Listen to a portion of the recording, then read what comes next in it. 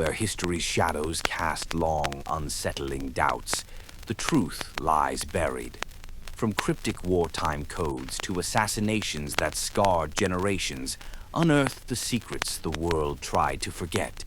Hosts Tim Gardner and Eli Frame guide you through a labyrinth of unanswered questions, where every clue pulses with danger and intrigue, and perhaps an opinion or two. It's not all facts because history never is. Welcome to the Ciphered Past.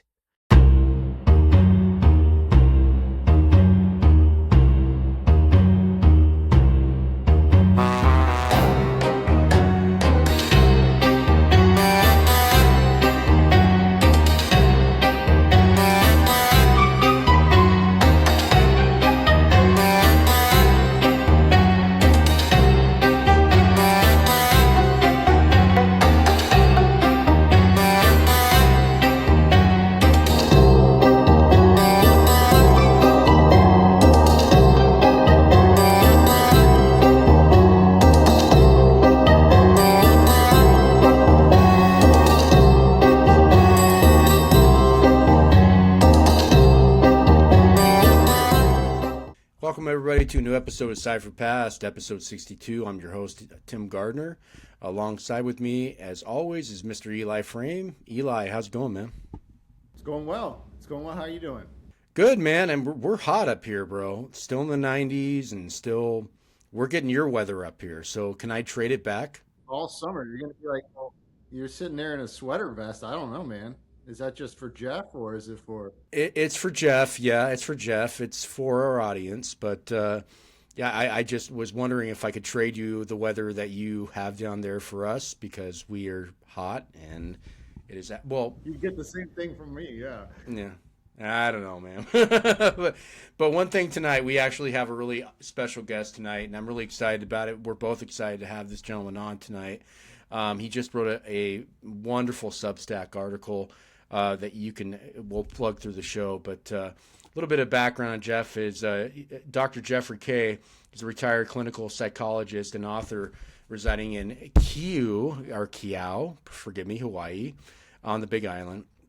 He's well known for his investigatory writing for human rights, torture, and war crimes, and he regularly conducts torture evaluations for asylum applicants. His work covers historical and political investigations, and his writings have been featured in prominent publications like The Guardian and now Jazeera America. He also authored the book Cover Up at Guantanamo. And without further ado, I want to welcome in Mr. Jeffrey Kaye. Thank you, Jeffrey. We do appreciate that, Doctor. We really appreciate you being on the show. Well, thank you. Thank you very much, Tim, Eli, etc. Audience. Happy to be here. So your Substack article is really impressive. And, we also just watched your episode with Matt Crumpton on solving JFK, and the layers that you're able to put out there regarding Oswald and everything that you did in that episode was really super impressive. Before we start on your Substack article, I'd like to just get a response from you about the wonderful reception that you're getting from that episode with Matt in solving JFK, and about again, I recommend to our audience to really watch that episode. I'll leave that episode in the link to our show, but talk about that experience a little bit. I think it's really important. Well, hopefully I'm not glitching out here for you, but it was a wonderful experience to be on Matt's show and to talk about this material. I've been writing about things like the United States involvement in torture, their biological warfare policies going back to really World War II, and really never had as much response as I've had over the article that I initially published about Winfried Overholser and the Warren Commission. Overholser being the superintendent of St. Elizabeth's psychiatric hospital in Washington, D.C. for decades, and who had, much to my surprise, because I was doing research about torture and truth drugs, discovered that he had been hired by the Warren Commission as a consultant about Oswald and Ruby's biographies, and perhaps, the question of the autopsies, which was flummoxing the Warren commissioners at the time. And that's how I began down this trail. I think I said in my initial article on this, I've been reading about the JFK assassination and way back to when I read Mark Lane's famous book back in the 60s. I was a kid. And I'd always been a consumer of these things, and I'd read a lot and thought a lot about it, but I hadn't ever decided to write anything because I didn't think I had anything of importance to add to what so many great researchers I've been doing over the decades, really. But in this case, I think I did, and that's why I wrote it, because it appeared to me, and that's why I wrote the most recent article about the military intelligence presence in Dallas. Not that I was the first to write about it, but I'm connecting it to Oswald. In this case, it went through Life magazine, and the fact that the guy who wrote Oswald's biography for Life magazine in early 1964 turned out to be a counterintelligence corps official. But to go back to the experience, it helps to talk these things through, because it helps firm up in one's own mind what it is that you're researching and what things might still be what aspects might be problematic, what aspects need further investigation. It's good to get that feedback. So it was a great experience. Hopefully something similar is going to happen from this. And without further ado, we're going to go ahead and get into the Substack article that you have. And I want our listeners and viewers to actually get into your Substack, which is at kj.substack.com. They can get on there and they can look at this latest article. And this article is basically called "The Military and Intelligence Connections Behind the JFK Oswald Murders and Cover-Up." And it's a really, really fascinating deep dive into this. And I feel like when I read this, it really goes into so a lot of people, they talk about the Kennedy assassination, and you get a very vanilla look with these articles. I could tell that you really took the time and care to give your audience, and of course new audience members to jump on, to really, I was just really impressed with the detail of this article. So I just want to give you kudos on that.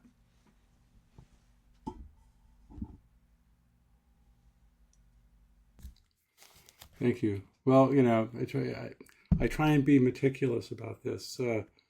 My mentor in terms of writing nonfiction or historical articles is actually not, he was my personal mentor, but my model was, of all people, Charles Darwin, because that's who I wrote my dissertation about. And I had spent a lot of time reading his correspondence with his scientific compeers and his opponents over the decades. And I learned how he approached controversial topics. In fact, some of it even has bearing on what we're talking about here, because he was looking at things that in which the evidence available to researchers is incomplete or fragmentary, or even destroyed, a portion of it, such as I'm talking here of, say, the fossil record and how one understands the history of life.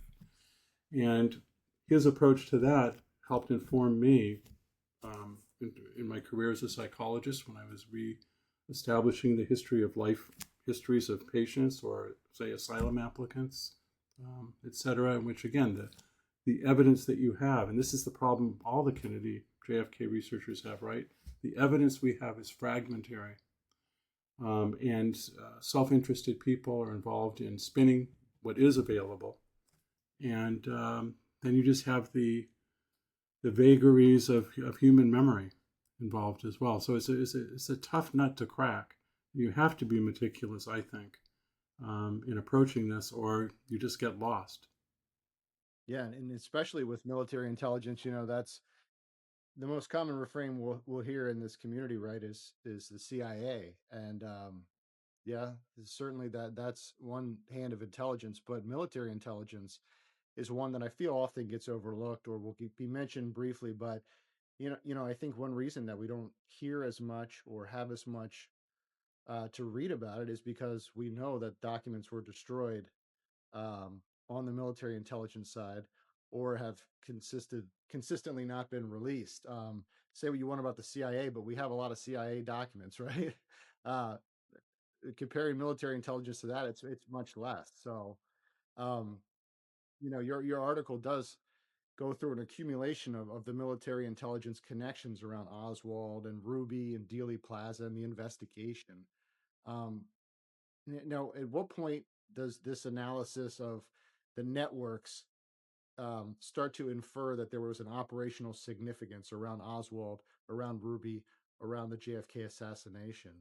And how do you avoid the fact that how do you avoid falling in the trap that okay, Oswald was in the Marines, he defected, whether it was true or whether it was intentional or not, or bona fide or not, there would be military intelligence that would look into that on its own. So how do we cross the threshold and say military intelligence knew more than that and withheld, or maybe had an operational role to play in the assassination? Right. Well, the simple answer to that is a researcher should not jump to conclusions.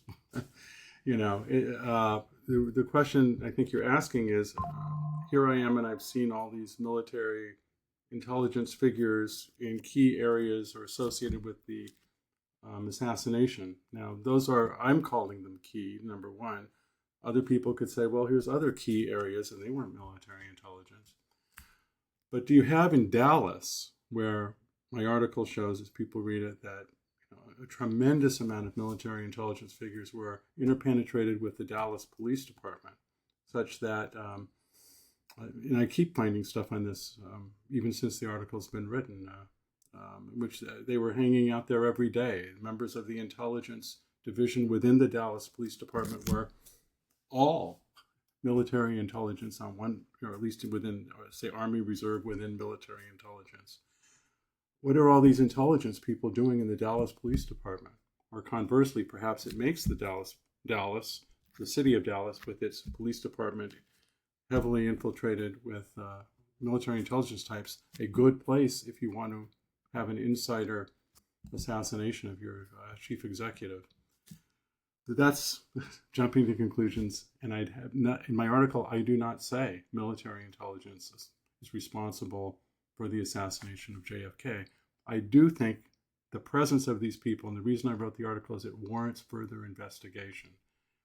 A lot of people have written at various times this or that in the Eli, what was that website? Education Forum. The Education Forum, has various people discussing it there, and you'll find it on a little blog here or there. But there really hadn't been a comprehensive article that I could see that really looked at it. And I don't even feel my article was comprehensive because there are so many other areas, databases that need to be gone through. Garrison's papers, the full, everything that the House Select Committee on Assassinations had on this. There's a lot more out there. So I would consider my article an introduction to the subject. So how do you, the question, the issue is, these people may all be coincidental, just a series of coincidences that, the guy in the pilot car leading the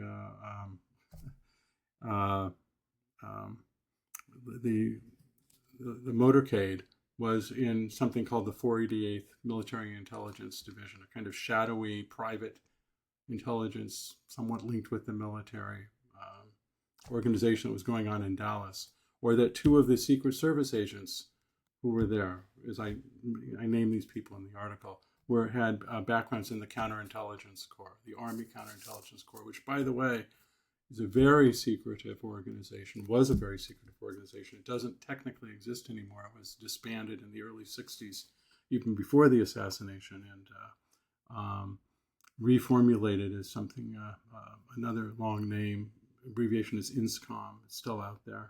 And of course, then there's the Defense Intelligence Agency. So those two agencies were kind of came out of the Counterintelligence Corps. But it was very secretive, and they were involved in some very dark stuff. One of my other articles at the Substack talks about them working with the CIA in the camps, the displaced person camps in Europe after World War II, in assisting right-wing Ukrainian, the Banderite people within the Ukrainian nationalists in murdering their opponents, and burning them up in ovens, and all as part of the alliance of the U.S. with right-wing Ukrainians against the Soviet Union at that time. Then one of the most famous cases, and this involves John J. McCloy of the Warren Commission, and I did not on purpose go into this in the article because that really would have taken this article far afield, as interesting as it is. But John J. McCloy was implicated in the cover-up of, at the time, of Klaus Barbie, a famous Nazi, and who was working for the Counterintelligence Corps and was spirited out of Germany after the war by Counterintelligence Corps and their people in the Catholic Church to Bolivia, where he became a police agent. Anyway, this the Butcher of Lyon, he was known as. John J. McCloy, who was the High Commissioner in Germany at the time. Germany was occupied by U.S. forces. And also, it was divided into zones, the American zone, the British zone, the French zone, and the Soviet zone.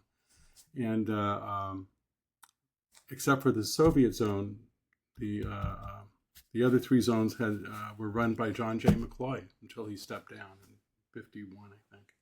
And he knew everything that was going on with CIC. They were heavily involved in, first rounding up Nazi networks, but then recruiting them against the Soviets and running all sorts of, covert operations and recruiting people like Klaus Barbie and other Nazis. Ultimately, some of them were brought to the United States. Many of your listeners, I'm sure, have heard of Operation Paperclip, etc. So John J. McCloy, who was also the assistant in the Department of War in World War II, who knew stuff. He worked very closely with CIC and military intelligence during the war and after the war. Those connections don't just disappear overnight. Does that have anything to do with this? I don't know. It just warrants further investigation, I think. So I didn't go into it, partly because I couldn't make more of a connection, but it's an example of how far afield the Army intelligence or the military intelligence links go. And of course, the CIA, I think I gave another example of the CIA working closely with and trading assets with the CIC in the article, and people can follow that link, but there are others. Is it coincidental? Anyway, go ahead.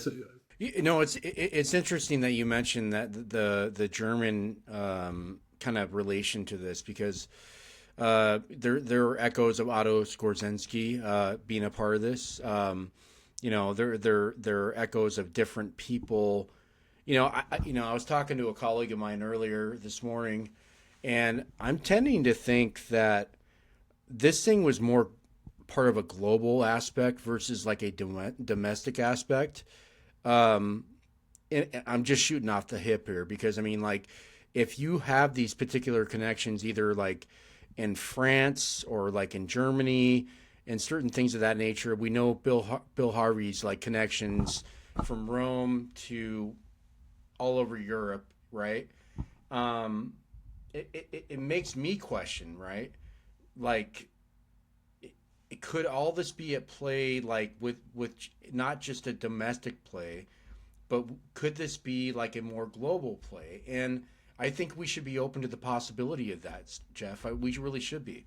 Well, I wish I knew. I've read about these Nazi connections. I know that Garrison thought it was on some level a Nazi kind of operation or Nazi-linked operation. And I just haven't done enough of my own investigation on that. My own investigations really just began. I was, as I say, a consumer of assassination literature and articles until my own personal investigations really only began a year or two ago as I lifted up this rock and saw that Overholser, this guy who I was looking at for other reasons, was associated with the Warren Commission. And I got curious because I'd always been interested in the JFK assassination. And like I think you guys, I certainly didn't believe that Oswald had killed JFK. I thought it was, in fact, in my mind, I thought my hypothesis, which I still carry, is that Oswald worked for some sort of intelligence agency and, was doing something, and he was exactly what he said he was, a patsy and set up. He was a young man, easy to set up. I'd like to know more about that, but I never pursued it until now. And as I did that, I still was pursuing, even for this article, the part about the psychiatric, the misuse of psychiatric information about Oswald, in this case from his youth, from when he was 13 years old. I don't know if any of you out there, but just think about how you were at age 13. Probably that's enough said about that. But so he ends up in a in a special psych facility for troubled youth, for truancy, right? He wasn't beating up people. He wasn't, starting fires. He wasn't torturing animals. He was truant because they were teasing him and probably bullying him. Well, I can relate to that because, my mother was an alcoholic, and she left my life early in my life, right? And I experienced some really horrible, pardon my language, shit. When I was 5 years old, I got kidnapped. I mean, there's things that I grew up. I had to actually have therapy for really long years, and I can understand where he had to when you develop something where you're raising yourself, okay, as a young man, and you don't have your parents being involved, right? Because I don't know the situation with Marguerite, but it sounds like it wasn't really a good situation.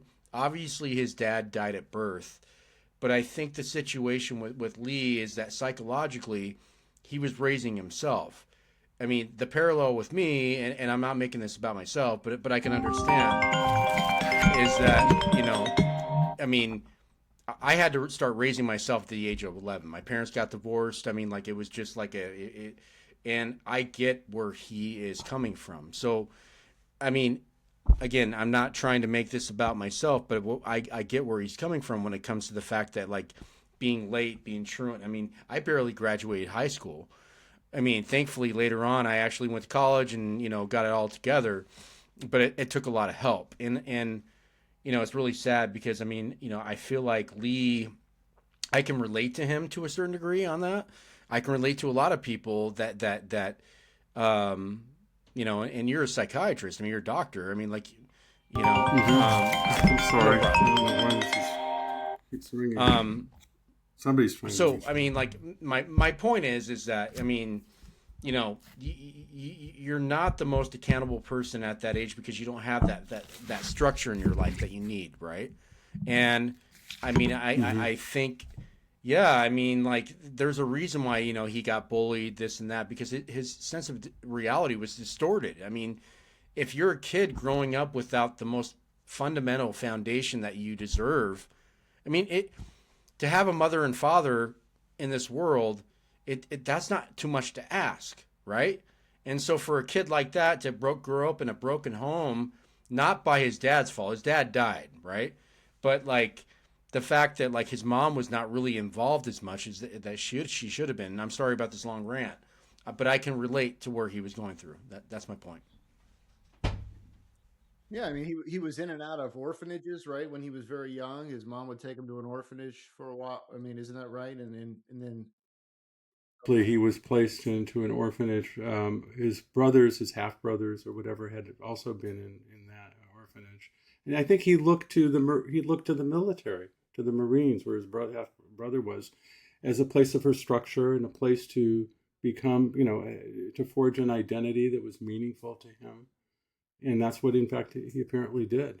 And he may or may not have found as well in Marxism a way of thinking about the world and thinking about the hard life he was living that made sense to him. Whether the question of his Yeah.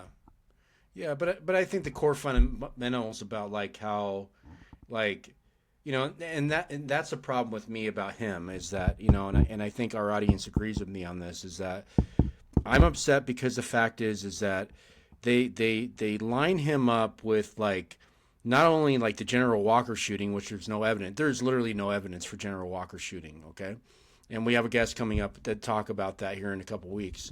But we also like we know that when it comes to him coming back from the Soviet Union, this guy wasn't a glory. I mean, he wasn't wasn't seeking glory. He wasn't seeking the limelight. He married somebody over there. He brought her over here. I don't know the background on that, but what I can say is that everything that I mean, they were building things like to a false aspect to really peg this guy, and this guy had no idea. This guy thought he was a patriot. I mean, look, all the research Eli and I have done basically like looks at this guy as like a naive, like patriotic guy that really believed in his country, and they completely crapped on him at the end. Yeah. Oh yeah. Well, he was a very intelligent man. He was even his intelligence was under. They could see it in him when he was a child. He had above average intelligence. He was soft spoken. He was a bit of a loner, but he made some friends. He he wanted to get out of school. I think that it was very possible that it just was not very interesting to him because he was too intelligent. It often happens sometimes with bright kids. They're bored in school. There's not much there for them, and that in terms of that. And he was unlucky perhaps in not finding a good teacher or a mentor within the school system that could have guided him. Instead, it was something that he probably found in the military or military-linked activities, such as the flying thing he did with Ferry. What's it called? The Civil Air Patrol. Thank you. They have out in Hilo Airport. Every time I go there, I drive by, and there's the Civil Air Patrol. Apparently, it still exists. Yeah, I see it all the time. Yeah. So he was certainly searching, and that's just what human beings do. Oswald wasn't special in that way. I mean, he was searching for the makings of an adult identity, and what got me, of course, and as someone who did a lot of evaluations and read a lot of evaluations. By the way, I don't do them anymore. I am retired, Tim. I don't do any more asylum evaluations for people. I mean, I did many dozens of them, is that what I saw is a lot of really crappy evaluations done, a lot of judgmentalism.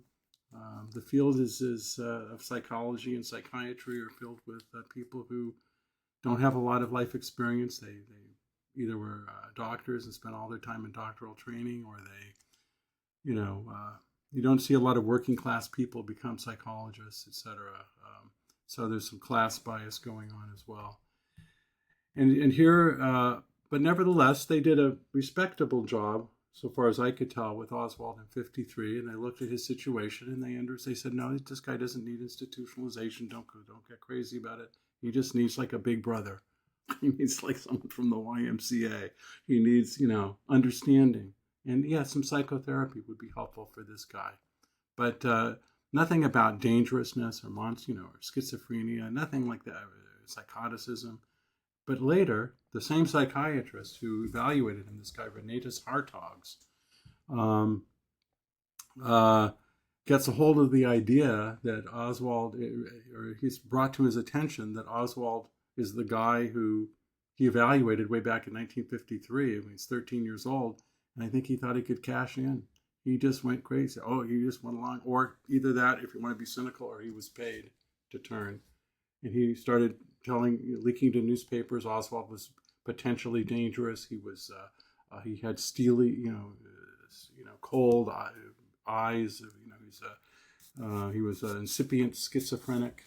He was dangerous, and none of this was true. And in fact, when Hartog was interviewed by the Warren Commission, Wesley Liebeler, I don't know how to pronounce his name, Liebeler, anyway, one of the Liebeler. Interviewed Hartogs. It's really fun to read the interview. I hope people click through on the link because he sets him up for the gotcha moment so perfectly. He says, "Oh, so you say that He was dangerous. Tell me more about it. Oh yeah, he was horrible. He'd come in and he was just like, you just knew right away that the guy was bad. Anyway, he says, well, do you have access to the report you wrote? No, I haven't seen it in many years. Well, here, I happen to have it right here. And it says right here the opposite of what you're saying. Oh, really? Well, I guess I misremembered. And yet, almost as soon as Hartogs leaves his Warren Commission testimony, he's back to the press telling them all this BS about Oswald and his dangerousness. And that's what Life magazine picks up in February 1964. Why was Life important? It was the #1 in circulation magazine in the country. And the impact of a Life magazine profile was huge. There had been profiles of Oswald in the New York Post, in the New York Times, a few other places. But the Life magazine article was the one that introduced, I'm going to show your listeners. Hopefully if you're listening to this on audio, you won't see it. But this is the Life magazine cover with Oswald with the gun that was on all, and you can see the magazine is huge. This is not the size of magazines today. It's gigantic. So there's Oswald. And the same magazine decided that it would also frame up Jack Ruby as well. Might as well get 2 for 1. They had an article on Ruby where I had it bookmarked. Here it is. And this is the impact, the immersive nature of this, I think, is important to understand propaganda. This is Jack Ruby. He looks almost as big in this magazine as I look as a human being. I can barely hold it up. This is the full page. So this is the kind of stuff. And of course, you're reading it. It says, Oswald, armed for murder. That's what it says. Full and extraordinary detail, the life of the assassin. This is it. And there's his gun. And there he is. There he is with his leftist magazines. What's the date on that, Jeff? February 21st, 1964. That's interesting because I was looking at that after you showed me, and I have the same. Uh-huh. I have the same magazine. Now I don't have it here with me, but it looks like this. I took a picture. You can see it doesn't have that same gold lettering on the side where yours has the. Yeah, it came off your version. See, it's there, and it just mine happens to have it. Yes. Okay. It was. I didn't know if they ran it twice. The backyard photo on the cover. Yeah. Okay. And they call inside. They say this is the clinical biography of Lee Harvey Oswald. Why use the word clinical? Well, as a psychologist, I'm thinking, well, obviously they're using it to, give the imprimatur that this is scientific, this is medical, this is the truth. It's clinical, and clinical also means psychopathology. And that's in fact what they go. They present him as a deeply psychopathologic individual who sets out on a journey in childhood towards great until one day he's going to explode. That's literally how they put it. And then one day he explodes. So I decided, well, as I always do when I see problematic or interesting articles, shall we say, I want to look up, I don't know this guy, Donald Jackson. Who is he? I don't know. So I start looking around, and I won't go into all the details. You can read it. People can read it in the article, but I discovered that he was with the Counterintelligence Corps from 1958 to 1960. In other words, he'd spent 3 years, and then within a few years, he's a lead guy with Life magazine. How often do people get out of the military, and within a few years, they're writing the lead article on one of the most important stories Life magazine was ever going to publish? Yeah, and I want to say something here, Jeff. I think it's interesting. I'm going to let Eli cut in after me, but I think it's really interesting that William Harvey had met C.D. Jackson prior to the assassination in 1963. Why would William Harvey meet somebody in the United States when he was pretty much banished, right? Why would he meet somebody in the United States? Bill Harvey having like these connections with Life magazine kind of makes you question exactly like what the hell is going on here. I mean, it kind of builds off like your case here. It builds off a lot of different things. And that's my big question specifically is that, Life magazine was able to get this article out really quickly. We already know the story about Fletcher Prouty and like his story back down, from the South Pole, talking about like how they had these articles already out talking about who they blamed. Wade talked about 62 minutes pretty much after the assassination. We have our guy. We don't need anybody else. And then you go you push the button, fast forward to the Warren Commission. Dick Russell is pissed off. So is Hale Boggs. They're mad because they're not. I mean, they were told to investigate this thing, but they're not getting like anything of like 100% credibility on this. I mean, like they both those guys were really, really, really jaded by this whole experience, especially Dick Russell. And my thing is that again, this thing had to have been pre-planned at least a year or a year and a half prior. And I know this wasn't on the script, but I mean, I have to mention this because your points have been so eloquent and so just, I mean, like so good tonight. So I just want to bring that out to you. Mm-hmm. Right. Well, C.D. Jackson, and had a long history with U.S. intelligence. He's a psychological warfare expert. I believe he was on the Psychological Strategy Board under Truman and Eisenhower, which was essentially the executive branch's secretive joint group. Had CIA members, military members, maybe the FBI was there. I can't remember, but anyway, the State Department, and they were kind of the brain trust for covert operations, on a high level for policy, and sometimes implementing that policy. So C.D. Jackson, he's right in there. He is U.S. intelligence.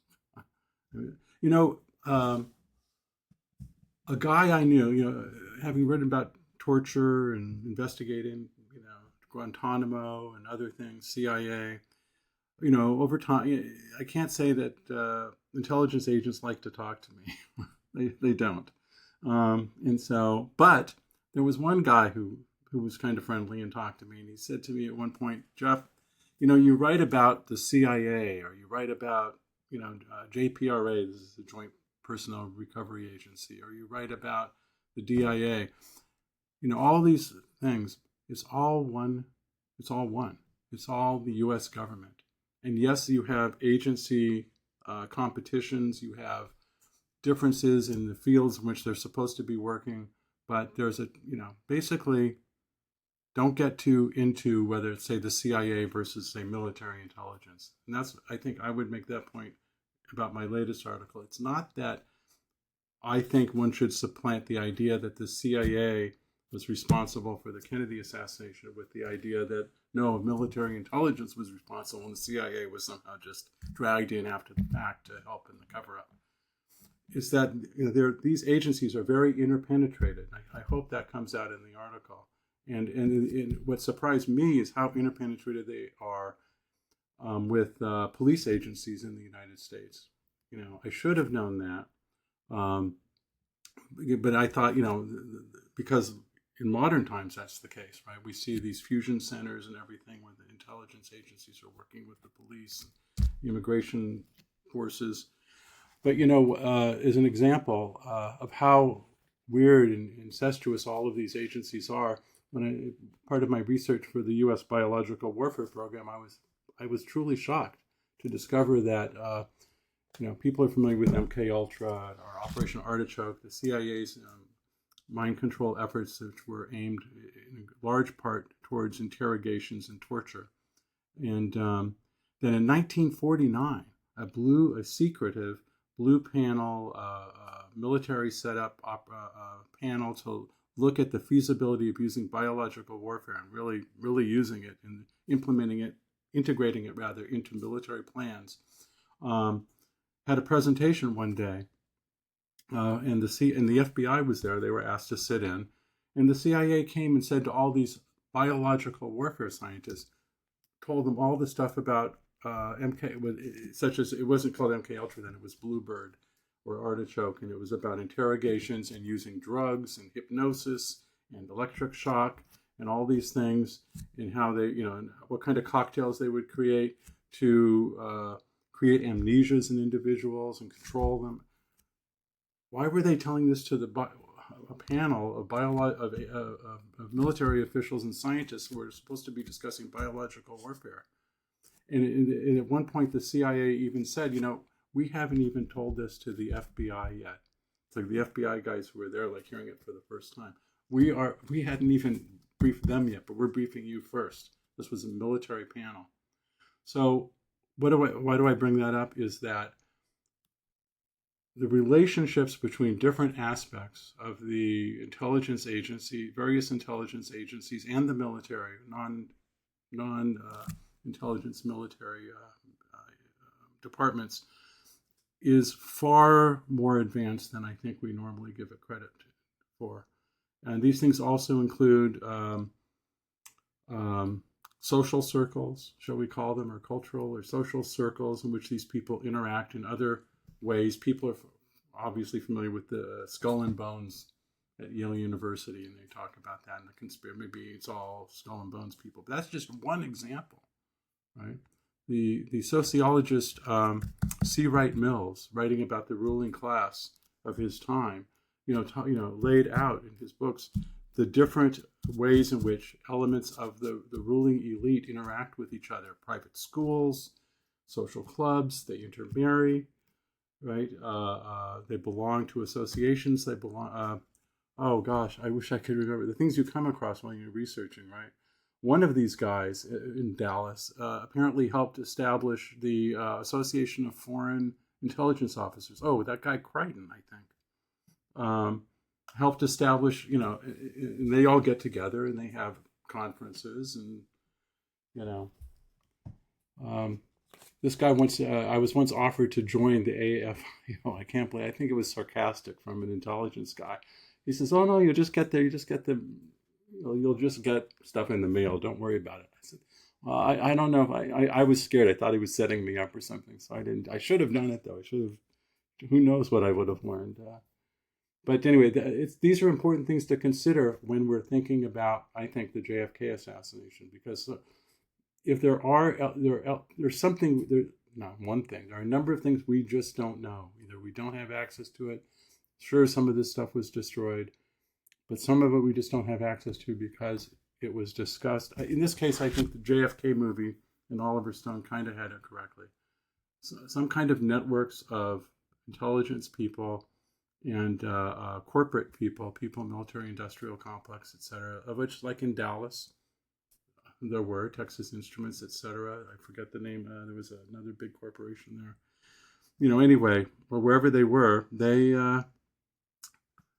somehow or another were able to have these discussions off the record, and then wheels were set in motion. And then at that point, the need to know and the compartmentalization of the intelligence world played the rest. People only know. That's why you can set up someone like Lee Harvey Oswald, low-level intelligence operative, probably, because he only knows, and he thinks he should only know what's in what he's supposed to know. If it's stay in your lane is what these military intelligence officials say all the time. That's their mantra, and and so the only people who knew were the people who set it in motion. So in Dallas, who these people are, I think if you read the article, it looks like they tried to get some of them out of the way. They just. One of the problems with that, of course, is that everybody can't get their stories straight necessarily. If you're, only going to, you don't want to talk about certain classified things because you can't, because it was classified, and you're going to get in big trouble if you do. So you dissimulate or whatever, or you have a cover story that you give. But in an enterprise as big as the assassination of JFK must have been, not all the stories were perfect. No entity, not the CIA, not the military intelligence, not anybody is so good that they can have a faultless enterprise that doesn't have contradictions or problems or leaks or contradictions within its stories. And when those appear, they try and clean clean up the best they can afterwards. You know.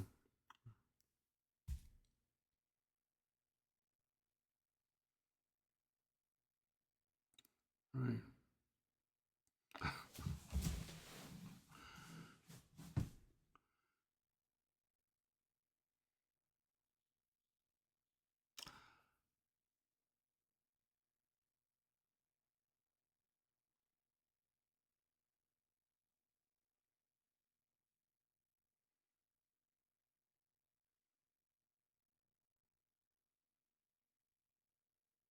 Yeah.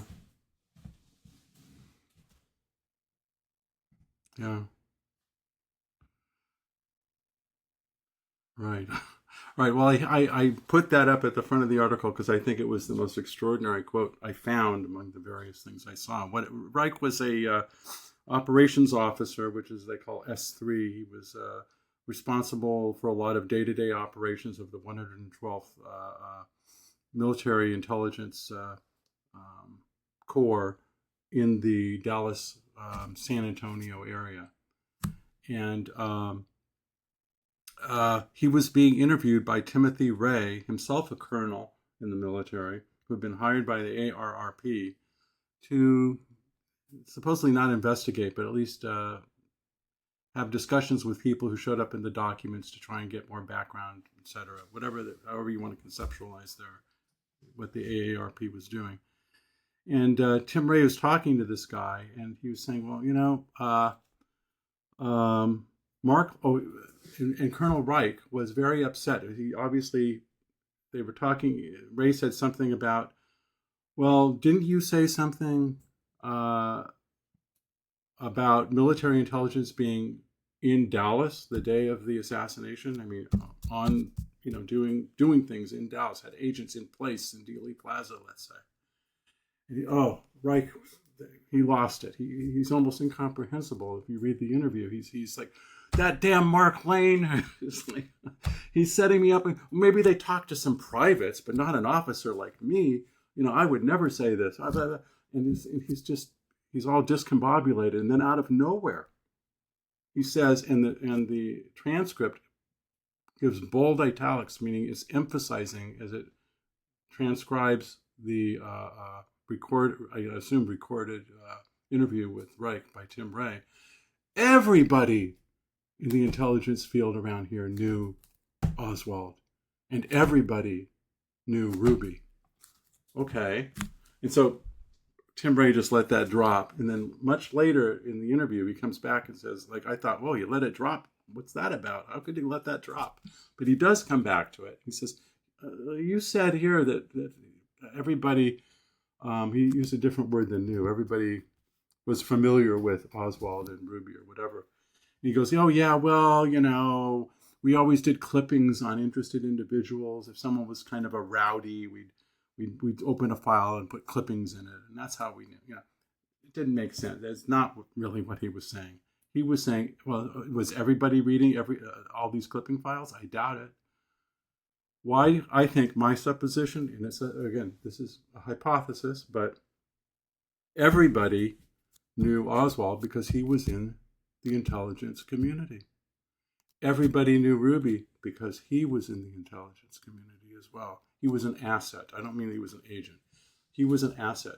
And that's why I think the stuff about Joseph Cody, the Dallas PD officer, former CIC man, who was introduced to Jack Ruby back in the early 50s when Joe Cody was working sometimes for the Dallas PD and on assignment for the CIC in Dallas. And under those circumstances, he meets Jack Ruby. I think that Jack Ruby, among the people, I said Jack Ruby was an FBI informant. I know that's a thing out there. But I don't know that I've seen anyone say this, but I'm putting it out as a hypothesis that Jack Ruby was an asset for Army intelligence in the Dallas area. And the police. Yeah, and of course, they were almost the same anyway. I agree with that. Yeah. There's documentation back in 1947. Eli, was that 47 or 48 before he moved to Dallas, where he was working with the Nixon campaign or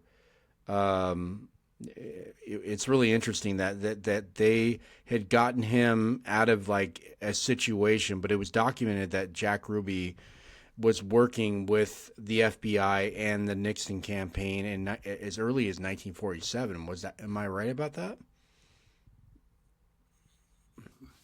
Yes, the House Committee on the House Select, the House, whatever it was called, the McCarthy, I mean, the McCarthyite committee people in Congress, the House Select, not Select Committee, you know what, Un-American Activities, thank you, yes. To branch off of that, because I mean, like we've been talking about the Life magazine, you know, that full page article, like, is this man sane?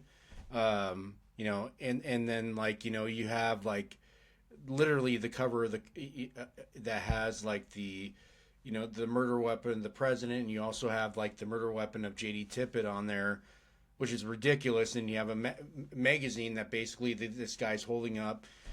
You know, here's the thing with this, okay, and I have a big problem with this, is that you can make things really obvious, like as a murderer, right? You can have your fingerprints on the weapon. You can be there at that particular time. You can, I mean, hell, you can actually, you can really have things line up the way to be convicted. Problem is with this, is that to murder a president like this, is that, you know, how stupid would you have to be to literally like take a picture with like the gun that you allegedly ordered, you know, and then you have the handgun that you killed the president with, and then, hey, by the way, public, we're going to go ahead and show this guy was a Marxist by this magazine he was holding up there. You know, pardon my language, I call bullshit on this. I think it's just absolutely ridiculous, and I think the public is absolutely fooled. My question to you right now is that, you know, for people that are out there right now, and you as a psychiatrist or a retired psychiatrist, the vantage point, I mean, like the whole look at us as people who are critical thinkers versus, you know, the quote unquote conspiracy label that we get. What is your take on that? Because the fact is that, you know, the conspiracy word to me is always like looking at people that they're crazy, whether it be in the UFO community, whether it be in like whatever category that they're ever in. I think in our case, Eli and I's case, I mean, like we've been studying this thing for years. I don't think that we're crazy, you know, Dr. K. I mean, like, I don't think we're crazy at all for really questioning things that really don't make sense. Right. That's what they all say, Tim. That's what they all say. Well, I think you asked me, at one point you asked me a question, not here, but prior to this discussion about whether I could find anything that would be falsifiable, that could prove that would, we found a document that said Lee Harvey Oswald told, you know, somebody that he did kill Kennedy and that he had nothing to do with intelligence agencies. Here it is in black and white. Won't you accept that? And would that be a falsifiable piece of evidence? See, because what people like Gerald Posner or that guy who worked for the Clinton administration that said talked about conspiracy theorists, they want to take the word conspiracy theory and they're setting up a demarcation line between what's considered legitimate research and what's considered junk research, right? Not true research, but something conspiratorial, something psychologically demented is the connotation, right? And in the world of science, there's a similar thing. The word falsification comes from the world of science, in which a philosopher of science by the name of Karl Popper many years ago set up, well, you have to have some kind of demarcation criteria that will separate out true science from junk science. So junk science might be, I can tell the future by feeling bumps on your head, right? Or astrology is, you know, is junk science versus, say, you know, the science that is used to determine, you know, what bacteria causes a particular illness through experiments. So experiments and certain kinds of empirical study, those are legitimate. Other stuff is illegitimate. It's the same thing about this. It's just transferred methodologically over to the field of history and journalism. If you don't accept that the United States government is a wonderful thing who occasionally makes some mistakes, and a wonderful entity that's benefiting the world, make America great again, and you see it as some kind of that they've been involved in hideous crimes, I mean, really hideous crimes like genocide, then that's conspiracy theory. If you think the United States government or any part of it was involved in the assassination of JFK, you are illegitimate. And so the word today that they use for that or have for some time is conspiracy. But there is no such demarcation line, really. Even it's very fuzzy, and it's not how things really work in the real world of science, and it's not how they work in history and journalism. Well, for instance, take a little snippet when I mentioned Charles Darwin. Prior to coming up with this very scientific view, which, by the way, Karl Popper thought was non-falsifiable, therefore not scientific, natural selection, even though today it's totally accepted. Before he came up with that, he got involved in this whole thing about cycles of the number 9 and how that might have explained what goes on in evolution. It was crazy. It was something he picked up, but for a while he played with it. We know this just from his notebooks as a young man writing out his theories. So what was he doing? How we progressed towards truth is a lot sloppier and messier than is portrayed by people like Gerald Posner or others. I know I use sometimes a lot of intuition. Yes, you need to have some kind of rigor. I think it was our whole discussion today opened. I think Eli or I think whatever said. The rigor of how you approach evidence and what you do about that. But in the meticulousness you need when you are assessing these things and gathering the information. But that doesn't mean that sometimes you can't or you need to look at all sorts of different connections and play with them. Because again, we're dealing with a very murky subject. We're dealing in a subject in which, to reiterate, I know everyone knows this, but evidence has been destroyed. There's deliberate attempts to mislead people about things. In the intelligence world, that's the MO, right? I mean, there's nothing inherently different about the JFK assassination, I personally think, than other things and crimes that the United States has been responsible for. And as a result, yeah, go ahead. No, please. Yeah. So Eli, sorry.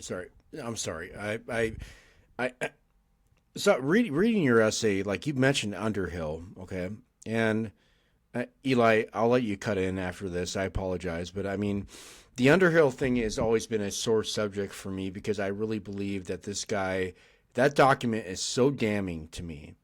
It is so damning to me when they release this document that basically says that this guy was just going ape shit crazy. Like, he dies like months later after this, like basically talking about how the agency killed the president. I'm not saying the agency did kill the president, but I'm saying like Underhill's story. Like I read in your article again. Go to your Substack. Pardon me, and the handle on that is at Jeffrey S.K. It's interesting that you really infused Gary Underhill's story on that. I'm just so impressed because the fact that document to me is really, really damaging. And I feel like they kind of let that really sift through the weeds, and I can't believe it was actually out. I mean, like I was so surprised when I was able to read that. Yeah, well, we can thank, I think, Ramparts for resurrecting that when they did. And we can secondarily thank, I think I found it again on, that was on an HSCA, that was on an ARRB release of JFK files. But I think the same thing exists on CIA. A great place for researchers to use is the CIA, although they try and make it unusable as much as they can. But on the other hand, the CIA's FOIA reading room is a great source for all sorts of stuff about the assassination and other materials as well. So I think there's stuff about Underhill there too. Um, it's a very resonant uh, example of the kinds of things that, are just, I mean, there's so much evidence. There's so many different things. I mean, really, one can be totally lost and overwhelmed by it all. I think that's one reason I didn't approach researching the Kennedy assassination when much earlier in my life. I just felt there was so much material, and I was doing other things with my life that I didn't have the time. Now I'm retired, of course, and I found an opening into that material that personally interested me, and I thought I had some expertise I could bring. But there's just a lot there. I mean, it's just overwhelming, really, the amount of information. But if it wasn't for the press, and large P, kind of shooing everybody away, and decades of politicians and journalists and historians, and the organizations, why did the House Select Committee on Assassinations classify so much of this material? Of course, there was that whole battle early on. We could go into the history. I'm sure you have probably on your program already about the House Committee and its leadership and the purging that occurred, and there's a whole history there, that I think led to these kinds of cover-ups and secrecy, and certainly the Warren Commission, et cetera. Yeah, we had Jim DiEugenio on last week, and he was talking about his HSCA. I think it's seven-part series he had just finished putting out on his Substack, and it's interesting. This is outside the scope of your article, but as a professional in your field, I was wondering if you'd ever given much thought or looked into Jack Ruby in what I see from the day that he kills or allegedly kills Oswald through, not too long of a period of time before he's, judged crazy, right, by Jolly West. Sorry to use the word crazy. I'm sure that's not clinical. But he's he starts out and he's saying things that seem very logical to the Warren Commission, in terms of getting him out of Dallas. Then, a few months later, or he's starting to say some pretty wacky stuff about I think it's genocide of the Jews and things like this. So have you ever read much about that, thought about it, or have any sort of an opinion from your expertise? Yeah, I have, although I there's more I think to look at. I was consulted with Max Arvo, who wrote for Kennedy's and King a 3-part series on Ruby and West and other psychiatrists and how they figured into the Ruby story. And and I've read some things, but I'm not going to pretend I'm an expert on it. I feel there's a lot more there I would need to look at. But that,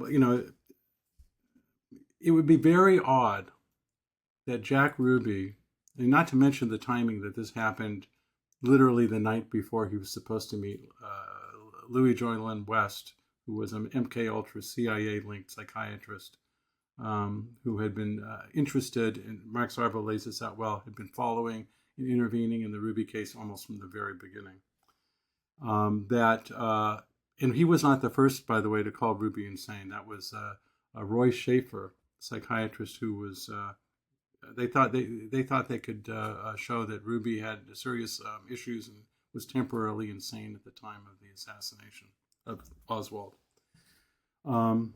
But anyway, he supposedly becomes psychotic. Yes, he starts saying things like they're after the Jews, they're going to 1 million. I'm responsible for the death of 1 million people, whatever, all this crazy stuff. Just before he meets West. People just don't, people of his age usually, unless don't have psychotic breaks just like that, at least not of that sort. And I think there's a lot to be looked at in the Ruby material. So for instance, one thing I only just today discovered, I was looking again, there are always things that bug you. So the thing that was bugging me I mean, is this special services bureau or organization within the Dallas Police Department. I felt I needed to get more detail on it, and I found it. And I was surprised to see that it had 4 divisions. And I actually put this in the article after the fact. You can go there and read it now. So I put it in a footnote, a new footnote, because I didn't want to lose it or forget it, or I didn't think it warranted another article, at least not at this time. But they had 4 divisions: the intelligence division, they had a morals division, like vice, I guess we would call it. They had another one, and then they had one for nightclubs, a division in the nightclubs. And what they did is they hired people to work. The nightclub owners supposedly would approach the police and say, "We want security for our nightclub," and the police would go then hire ordinary citizens to work part-time as security at the nightclubs. The police would pay them, so the police were paying the security at Jack Ruby. Okay, there's a number of nightclubs. Let's use Ruby and understand what this means. The police were paying for the security at Jack Ruby's nightclub. Why was this a policy anyway? Thinking of Epstein and all this stuff recently, what goes on at these strip joints? Lots of cops went there, politicians went there, other people. I think that my initial supposition, why do this? Why even have a setup like this? I've never heard of such a thing. I've never seen it or heard of it in any other city. That's something I'll have to investigate and see if that's true. But why in Dallas? Why did they do this? It means that Jack Ruby had an association with the police, in which police agents were literally working inside of his club. Now, why were they doing that? I think to get information on people, to compromise them, potentially. Otherwise, what were these people doing there? Not to mention the possibility of different corruptions, because according to the source, and this was coming from Jack Reville, I think, from the Dallas Intelligence Division, who was talking about this, who also said, by the way, that military intelligence agents were in the Dallas Police Department nearly every day. So something weird was going on in Dallas, I think, beyond whatever the norm is for police departments. But perhaps I'm naive. I'm willing to be... it certainly seems that way. Yeah.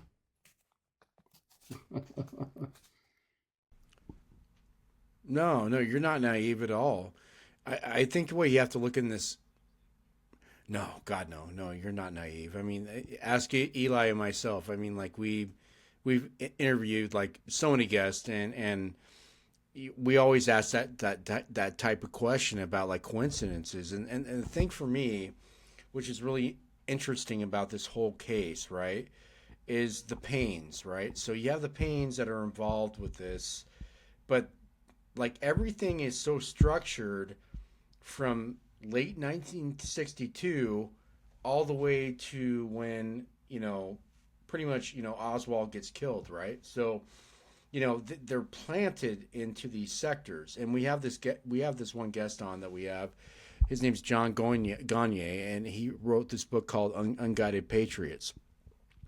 His parents were CIA agents, and that book is incredible because it basically describes like all the linkage between how these people would like stay in towns, right?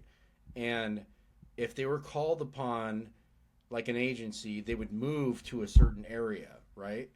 And that to me really lines up to like, forgive me, I mean, like this seems to be like a Truman Show aspect of like how these people would go if it was an important project domestically, which is so crazy. I can't even believe I'm saying this. And by the way, shout out to John Gagne on his book Unguided Patriots. The fact that like the Paines were structured to be there, like, oh hey, let's we're available to watch your kids, right? We're available to be there for you, like unwarranted. I mean, like, who were the Oswalds coming into this country? And then you look at like George de Mohrenschildt becoming friends. This guy was like a legendary like Eli, about George de Mohrenschildt. This guy was basically a guy that he was a millionaire at that particular time by what he was doing. Having associations with Oswald, who was a poor, guy coming in from Russia. I mean, like, come on, man. I mean, like, these are like really, really, really, really put out like coincidences that we never talk about. And that's the problem that Eli and I usually have about this is that, these are really, I mean, the fact that the Paines, and if you look at like Ruth Paine and Michael Paine, with the connections with Bell Helicopter, and then you look at Ruth Paine, her sister Sylvia, she was involved with the CIA. Her dad was involved with the CIA. Her brother, what was his name, Carl? I mean, he was involved with the CIA. It doesn't get any more like obvious about this, and then this woman dies at an old age. Like, nope, I'm a grandma. I love my life, and I didn't know anything about anything. And I'm like, my God. But anyways, sure. Yeah. Yeah. Well, may I say something about Ruth Paine that kind of blew me away? So I was watching I was rewatching recently Max Good's Assassination and Mrs. Paine. I think the documentary, very interesting. And so it gets towards the end of the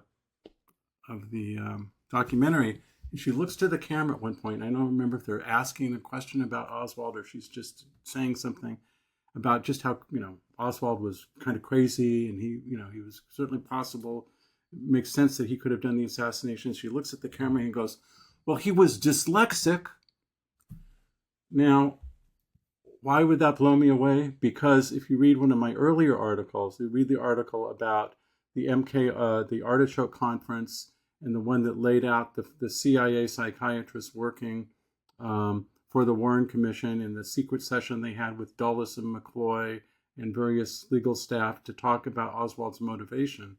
If you look in there, a doctor by the name of Dr. Howard Rome, president-elect at the time, by the way, of the American Psychiatric Association, no small fry this guy, who was from the Mayo Clinic, but who another researcher had discovered was involved in consulting with the CIA on its artichoke mind control operations and MK Ultra.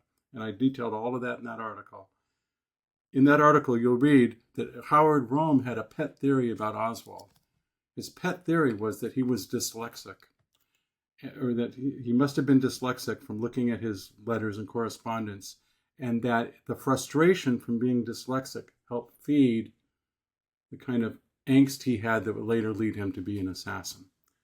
Now, the Warren Commission did not accept this theory of Howard Rome's, and it remained in a classified document. That session was classified for a number of years. Finally, a portion of it was declassified, or it was declassified, and there was an article about it in the Nation magazine that kind of faded out of nobody paid attention to it for decades. But in that transcript, which was not mentioned in the Nation article, Howard Rome lays out his theory about dyslexia. So why does Ruth Paine, years later, when she's talking to Max Good for a documentary, suddenly come up with and think it's important to mention that Oswald was dyslexic?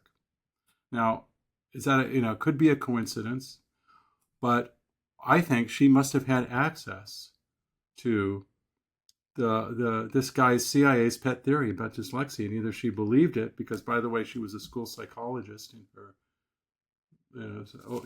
official world, but for her to suddenly come out with the theory of a CIA psychiatrist years later in this documentary is a kind of coincidence. It made me think that I think points to, again, associations and discussions.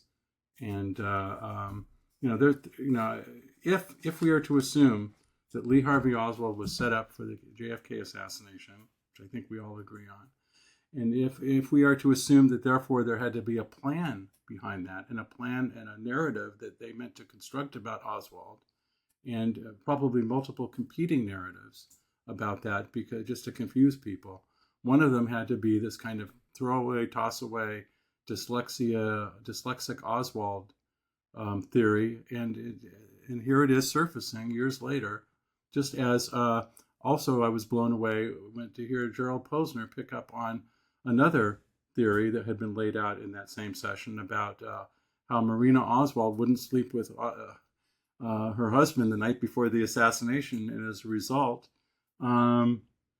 wouldn't get back together with him definitively the night before the assassination. As a result, Oswald that pushed him over the edge, and he went out the next day, left his wedding ring on the mantelpiece, and went off to assassinate the president. Wouldn't have done that literally, according to one of these doctors, Dr. Dale Cameron, who was Overholser's successor at St. Elizabeth's, who was in that room too, also associated with CIA, said, Marina Oswald could have saved this country from the trauma of the Kennedy assassination if she'd only slept with Lee Harvey Oswald the day before the assassination.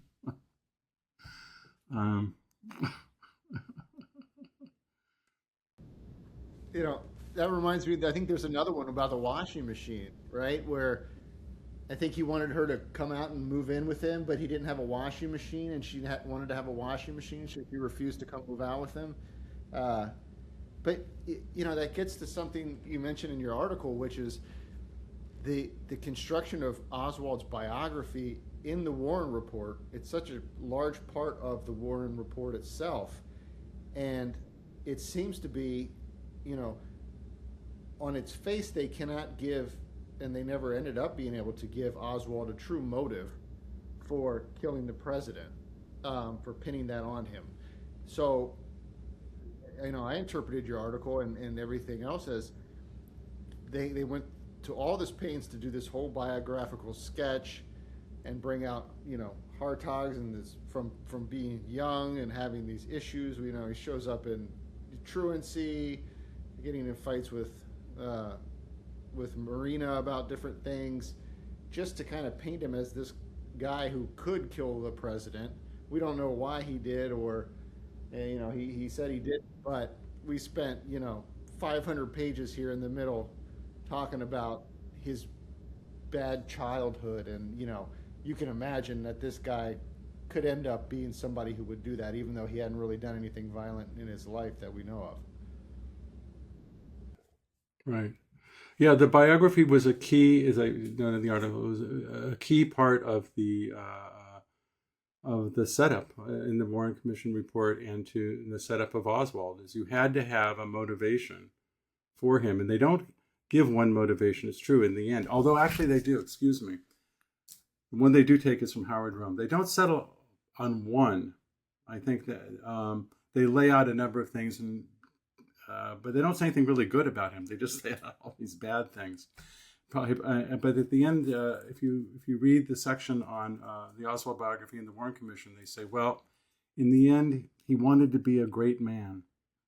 That's the quote, great man. And I'd have to look up the article to get the exact quote. And that's why he did this ultimately. And they took that right from Harold Rome, Dr. Rome, the CIA artichoke guy, because that's what he said ultimately in that meeting. Well, Oswald, was frustrated in his life, and he wanted to be a great man. And whether he wanted to be a great man to show Marina Oswald he was a real man, in the discussions in the Warren Commission secret meeting, Oswald was cuckolded by Marina's rejection of him, but he needed to prove that he was a great man, prove his masculinity. But great man is the term they use in the Warren Commission report. So they did adopt that. That is ultimately their theory. Why he would want to, they say, well, you could look at all this material. It's just implicit in it. He was, a frustrated, twisted guy. In fact, I'm waiting to get my edition of Hartog's long out of print book, The Two Assassins, in which he looked at Ruby and Oswald, written, I think, in 67, published in 67. The first chapter, I haven't seen the book yet, but I do know that the first chapter is entitled The Twisted World of Lee Harvey Oswald. So it gives you an idea of what they're going to present. And by the way, talk about coincidences. the woman who helped, Hartog's got a co-author from the world of journalism to write the book with him. Her name was Lucy Freeman. She had written about a lot of psychology topics. 1967. Less than 10 years later, she writes a book against Hartog's with another woman, I think last name of Joy, who Hartog's had essentially coerced to sleep with him as a patient when he was one of his patients. And she successfully sued him, one of the first successful malpractice suits for being seduced by your psychiatrist that there had been. So this guy Hartog was sleazy, man. He was really sleazy. And but Lucy Freeman was the co-author of that book too. So Lucy Freeman helped build up Hartog's, and she helped bring him down. Why? Is there anything in that? Is it just pure coincidence? I don't know. I just note it for whatever it might be about. Yeah.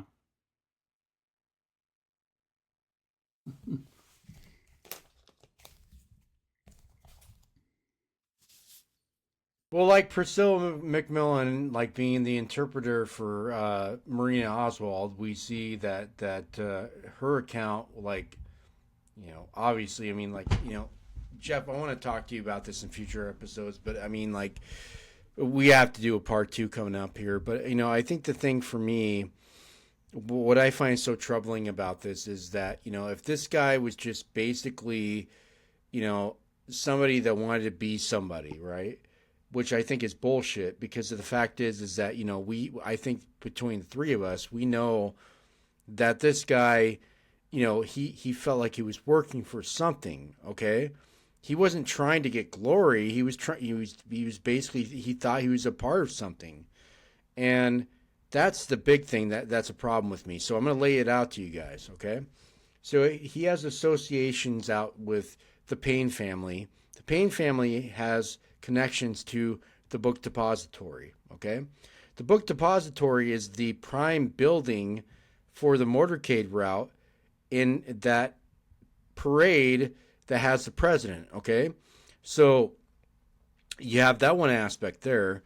And then you have the fact that, like, he married, like, this allegedly KGB related lady, which is Marina Oswald.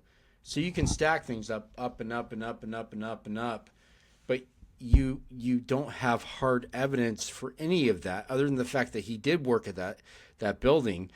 And a lot of people have the question is, like, why didn't he shoot, like, from the 6th floor right before Elm Street off there? I mean, why didn't he do that? I mean, that's a plausible question. So to really book this out, you really brought this up in your article about Dealey Plaza, about how all the people that were there that particular day, and I agree with this. I mean, like, I'm a big believer in, like, Jean Souetre, a French like sniper. I mean, like, there's an article there about Souetre being deported that night. They have documentation talking about the fact that he was in Dallas. Why would a French sniper be in Dallas that day and then be deported that night? And then everybody's just like, no, he was just there probably getting cereal or ice cream. What the hell are you talking about? Yeah. No, I know. I wish I knew who the assassins were, but I'll tell you another instance that's in this article that I just wrote. That guy Joe Cody, Jack Ruby's longtime friend, he was interviewed by the Texas School Book Depository people. He also had some other incredible things to say. He claims that when Oswald was arrested and brought in to the police station, he was kind of guarding Oswald and had him alone in his own office. The Joe Cody was interviewing Oswald before anybody else at the Dallas PD. Jack Ruby's friend, a longtime friend, ex-counterintelligence agent who bought Jack Ruby the gun that would later be used to shoot Oswald, has Oswald in a room alone. Supposedly, he's just asking him questions to help identify himself. And as soon as, according to Cody, he says, well, when he told me he worked for the school book depository, like a light went off for me. And I said, this is the guy Homicide's looking for. So he went down the hallway and got Homicide to come in. But what was he doing alone with Lee Harvey Oswald? Not only that, he was he pops up everywhere. He's at the new press conference where Ruby speaks. If you remember about the Fair Play Committee, for Cuba Committee. He's there at the school book. He comes down to the area around the school book depository right after the assassination. He's in the police station with Oswald. And then the next day, he gets shades of David Ferry, as a commenter on my article noted. Shades of David Ferry. The next day, he leaves Dallas, gets in a private plane that he owns, and flies to Louisiana for something called a GAR rodeo, whatever that is. But the plane crashes or hits a power line or something and is disabled and crashes. He's not hurt, supposedly, but he can't get back to Dallas. And he's sitting in a bar or hotel lounge or something and watching Ruby shoot Oswald on TV. So he makes sure he's not in Dallas when that happens, is what I say. Or somebody made sure he's not in Dallas when that happens. And then he makes an odd statement, which I think, what's his name, who's doing all this stuff recently on Ruby, the guy from Australia. You had him on, didn't you? Paul Abbott. He looks at he says about the film of watching Jack Ruby's presumed murder of Oswald, and says, I can't see Jack's face. I'm looking at it, but I don't know that's Jack. The only reason I realize it's Jack Ruby is I see the gun and I recognize the gun, and I said, that's the gun I bought for Jack Ruby. So that's pretty odd. All of this stuff is odd. Warrants further investigation. I know that Mary Farrell thought Joe Cody was a very suspicious fellow, and at least from what I've read online. And but for some reason, he was never interviewed by the Warren Commission. He was interviewed by the FBI, though. It was an exhibit in the Warren Commission documents. Was he? But he a special service again, bureau? coincidence? Was he in Jack Reville's outfit, or was he just? No, he wasn't. I looked. No, and I've looked at at least so far as I can tell, he was not. At the time, he was supposedly on burglary and theft division. At other times, he's been on homicide division. I don't know. Perhaps he used to be in the Special Services Bureau. Perhaps he used to be working for intelligence. He is an intelligence guy. I don't know. There's so many shadowy stuff happening around the Dallas PD, not least of which is this 488th so-called military intelligence division, which wasn't military intelligence at all because it was a private spy agency run by this guy Crichton, of which there was a lot of, in which a number of people in Dallas PD, many of them, belonged. What was that all about? I mean, all this stuff. As I look at it, still, I have to admit, I'm confused. What was private, and what wasn't? What was, were these things really private, or was that a cover for something that isn't private but is just covert? Like the 488th, or what was that? Or the private, the people who the Dallas PD is setting up as ordinary citizens to be security people inside of Jack Ruby's club. Right. None of that stuff, by the way, so far as I know, comes up in the Warren Commission report. If you believe in the Warren Commission report, then you believe in Bigfoot. So, it's pretty much the whole mantra of what I. So the Warren Commission for me is, like I always say about the Eli and I are on the same page, and it's basically like Alan Dulles was appointed the lead guy on this whole thing, and by Johnson, and Alan Dulles being fired by Kennedy, okay, raises one red flag. But then when you get into the fact that you get Gerald Ford, and you get other people that really align with Alan Dulles' beliefs and whatever it is, you have no chance. I mean, like that case had no chance whatsoever off the bat. No chance. They were trying to, and they had help with Hoover and Johnson in the post-coup. And this is why I believe, there's a pre-coup, there's a coup, and there's a post-coup, okay? So the pre-coup is basically getting the thing started. The coup itself is actually getting the orchestration going on. You have levels of like your grunts. You have levels of like, what you have in front of you. And then your post-coup is basically like, hey, I have like the President of the United States, I have the FBI director really planning this post-coup to really tell America or the people of America that there's nothing to worry about. It was a lone guy, yada, yada, yada, yada. And the problem with that is that it is never held up. It's never held up at all. My grandfather, there's a story with me in several episodes, like where my grandfather told me, like, don't believe the encyclopedias. They're full of crap, right? But I mean, like Mark Lane off the bat, Vincent Salandria, and of course Harold Weisberg. These guys were pioneers, like by going.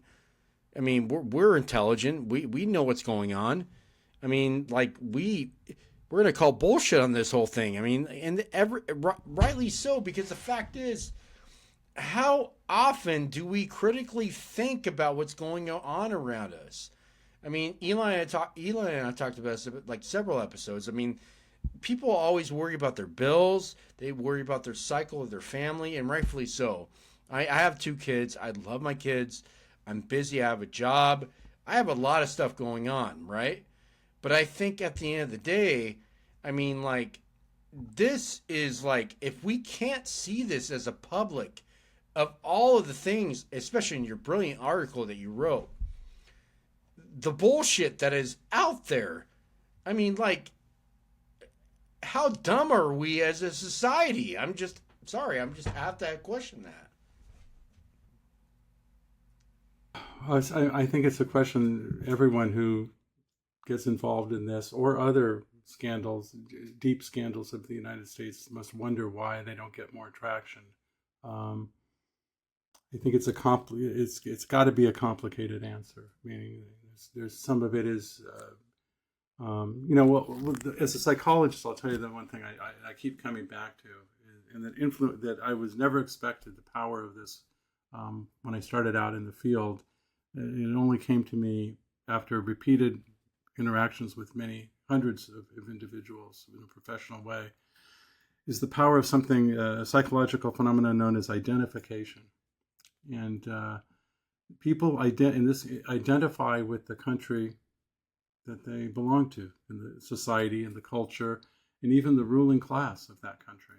And so, for instance, I believe it's not propaganda, but it's true when they say although it's also propaganda, but it happens to be true, when they say the most trusted institution in America from Americans is the military. Now, I don't know why that should be. Anyone who's gone through the Vietnam War period or the Iraq War and the torture scandals and everything, how could this be that the most trusted institution in America is the military? And yet I think it is true because the military is, through the military, exemplifies, like the flag, the United States, and people identify with their country, and it's difficult to break that identification. If I identify with this because it's a source of good, how do I take in, it's called cognitive dissonance, right, in some circles, how do I take in these facts that you're laying out, Tim, or you, Eli, or you, Jeff Kaye? How do I take these facts and and make them make sense to me when I believe, so instead I reject these facts, or I may not reject them, I might believe them and still just separate them out over here. I kind of just, to use a Freudian term, I repress these facts. I don't deny them, I just dissociate them from how I'm operating over here. And in fact, that is how human beings operate. They dissociate portions of their life from other portions of their life and their feelings. Right? When you're at work, you dissociate how you are with your family so that you can operate in the work environment. Not 100% totally. Obviously, there are pathological levels of dissociation where you're so, you have a split personality. I mean, literally have different personalities that don't cohere, and or you have you develop symptoms that bother you, the result of the breakdown of these contradictions within the psyche and how we operate in the world and society we live in. I don't know how to break that. I don't know. I think what happens is ultimately, historically, what happens is there's a catastrophic failure of the societal defense mechanisms that maintain belief in that society. And that's what happened. And that's when you have revolutions, mainly. People believed prior to the Russian Revolution, up to almost the day of the fall of the Tsar, the people believed in the Tsar. The Tsar was betrayed by all these courtiers, all these other people, but the Tsar believed in the people. He's for the little man, Or before the French Revolution, the same thing. It wasn't until the king and the queen, people who know the history of the French Revolution, fled Paris, that the people were just shocked. They trusted the king up to that point. Why they should have, I don't know, but they did. I think because they identified the king was the symbol of the nation. You identify with the nation, so you identify with the king. I think that's something in there is playing a role as to why we're finding it so hard to break through on this really tons and tons of material that you and other researchers have brought forth to show that the institutional narrative about Oswald and the assassination is just a bunch of bunk.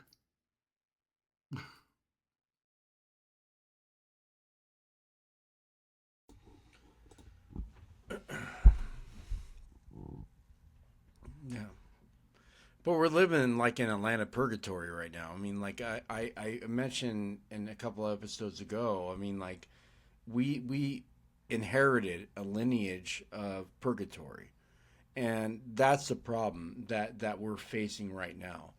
And for me, somebody as a father and husband and somebody that cares about the future, I think the problem is I don't want that my kids and Eli's kids and other people out there that have kids to deal with the same shit. And that's why Eli and I started the show, because it's a big thing to not raise this voice.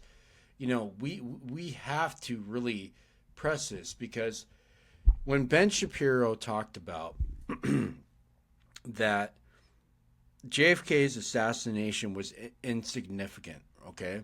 And it was not significant, and he relayed that to McKinley's assassination. I found that as a major insult, because the fact is that this guy was trying to really change things in this world.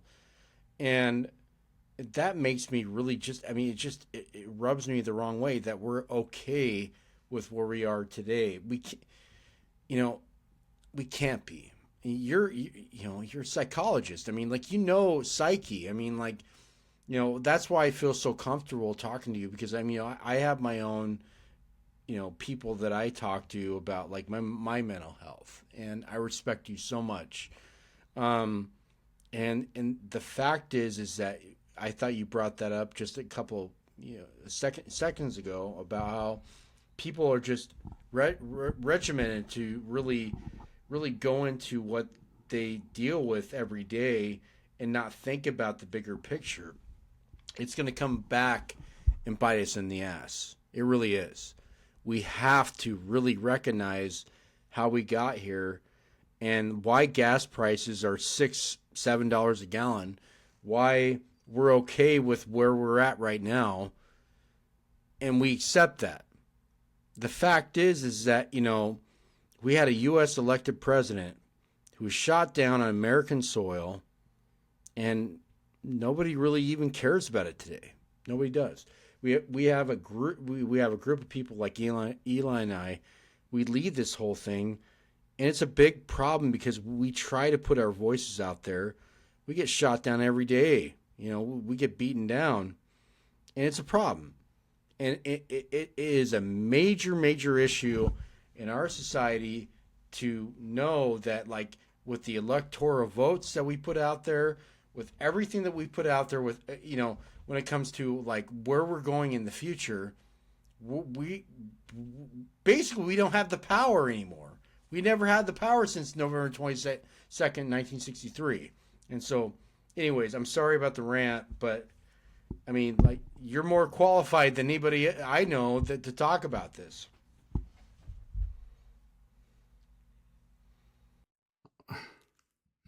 Well, again, I think that it is, I don't, I want to encourage you not to stop, because I think these things, your work does have an impact. It has a huge impact, and you don't see it until the dam breaks, so to speak. And that's what happened. The dam of political consciousness breaks. It's not just JFK. It's, what about genocide in Gaza? What about the exploitation of the capitalist system itself? What about the war crimes that occurred in Iraq or Vietnam or Korea? A big part of my own work has been exposing the U.S. use of biological weapons in North Korea and against North Korea and China during the Korean War. I even found CIA documents that spoke to it. I thought, wow, these are smoking guns. Got almost no interest. I think it's just because, again, people, you have to give a cognitive structure. Maybe somebody out there can figure out how to break the impasse, or perhaps all the disparate pieces of information will be able to be illuminated in a way that people can't ignore by the discovery of some kind of Rosetta Stone that puts together and helps us formulate and understand in a very clear fashion what's been going on behind this. That we're all, right now, I have to say, with the whole CIA, military intelligence, FBI, all these things, it's a little bit like the story of the elephant, with that guy holds the trunk and the one holds the tail and the other one says this. And but what is this really? What are all you guys out there, you JFK conspiracy researchers, really trying to say here? And I think you're just presenting yourselves with integrity. You're not trying to say anything more than with integrity. This is what you see. These are the facts. But, there's a conservative, and I don't mean that politically. I mean, there's a conservative aspect to brain functioning, by the way. Why is it we wake up the same day? We go to sleep, we wake up, and I'm still me. Why aren't I somebody else? Why do I need to, maybe I want to wake up in the morning and be a carpenter and not a psychologist. Or maybe I wake up the next day and I'm Jack the Ripper. I'm not Jeff Kaye. Because there's a conservative nature to the nervous system and the brain and our physiological makeup, which says that, the successful way of being in the world needs to be perpetuated. We learn things, not everything we learn, but much of it is then integrated into our basic knowledge that we have about our environment we live in and who we are. And we if you had to change that every day, you couldn't successfully survive. So there's an inherent conservation, I guess you'd say, structure within the human psyche that says you don't just drop identifications as important as being part of a society or a nation, just like that. Even if a president is shot, his head's blown off in front of your face. Although that did shake a lot of people up, made them think very carefully. And in fact, I think you'll see, you can take, some solace in the fact that the vast majority of Americans still believe that Oswald was not a lone killer of John Kennedy and that there was a conspiracy to kill the president. They believe that despite everything, in the fact they don't do any act on it, despite the fact that most of them never will watch this podcast. But they believe it, and I think some of it has gotten through. The shock of the assassination, whoever it was that decided that it made that they wanted to kill Kennedy in such a way that it would be dramatic in front of everybody, I think that they overstepped themselves. I think that was a message that was meant for internal consumption, or to any other people who might want to too vociferously challenge the military-industrial complex, shall we say, and in the intelligence or military agencies. And but what was a very threatening and jarring warning to those inside government, to the population as a whole, was a gigantic psychic shock, one that they never really recovered from. And to this day, even though the interest may not seem to be there, they believe that Oswald is innocent, or that at the very least he was one cog in a much bigger, conspiracy to do this. And so they overplayed their hand. I think that was their biggest mistake. They could have just, if you wanted to kill somebody, why not just poison them, for instance? Right? Or use one of their fancy things like they were trying to do with Castro to get him to have a heart attack or something. No, they wanted to make a message that's clear. One thing in my job is, the people who commit suicide, and it's very interesting to look at how they commit suicide. There's a message to how you kill yourself. If you publicly kill yourself, that means something very different than going off into the forest and quietly killing yourself. I mean, I don't want to get too morbid here, but the same thing about if you're murdering somebody. If you're a government and you want to murder the chief executive, why would you do it in such a public and very bloody way? It wasn't necessary. It really wasn't. If you have insiders that you would needed insiders, well, in the Secret Service, whatever, well, something could have been done. They certainly had expertise in various forms of assassination. Anyway, that's what I think. It's a hypothesis. Yeah. Right, and I think it's our job as researchers and friends and parents and anything else is just to kind of keep it alive and keep it moving forward. And like you said, the majority of people don't buy the official narrative, and I think they probably don't give it a lot of thought. Beyond that, a lot of it's, what can I do about it? I can't do anything about it. It is what it is, and so I think it's pushing it forward, keeping it on people's minds to the extent possible, and also just hopefully a little bit more making it be relevant to them. Pointing out areas where maybe it is relevant still. We all believe it's still relevant. But why? Why is it still relevant? Why should I care? Why is it not like the McKinley assassination? So, I kind of see that as Tim and my job a little bit with this show is connecting the dots a little bit for ourselves and hopefully for the audience as to why does it still matter? Why is it so important? Beyond just an unsolved mystery, right? What implications does it have for us today as a people? Right. Well, I follow it. I know other people on the left don't, or they poo-poo it, some of them, but I believe it's important to show the true nature of the state you live in, and nothing really points to the true nature, which is quite dark and quite evil, really, of the United States government than how they assassinated their own democratically elected leader and then covered it up for decades. I mean, that says you're going to identify with a nation and a flag. Well, then here's what that nation and flag really are about. And I think, and I do that because I would like to see a better world, and a better world is not exemplified by how the United States operates historically. And to get to a better world, one has to get rid of the old world one way or another. And I don't mean terrorism or something. That's really fool's errand. But in a way in which the mass of people are educated and motivated, and they act in a large-scale democratic fashion to change the world for the better. And I see that as the project that you guys are on. I'm honored to be here as just a small part of it.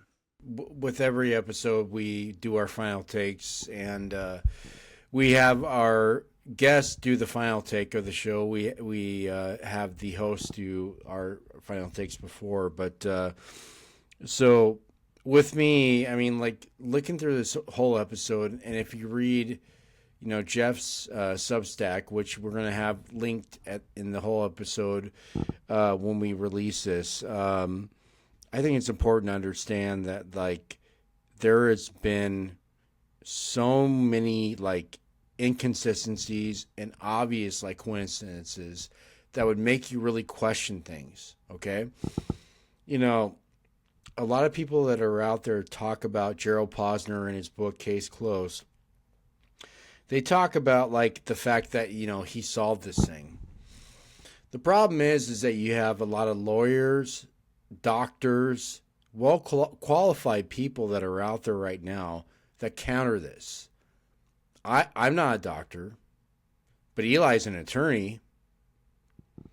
Jeff is a doctor, and we all call bullshit on the single gunman theory. Okay? So we have well qualified people that could sit here and say the evidence doesn't add up.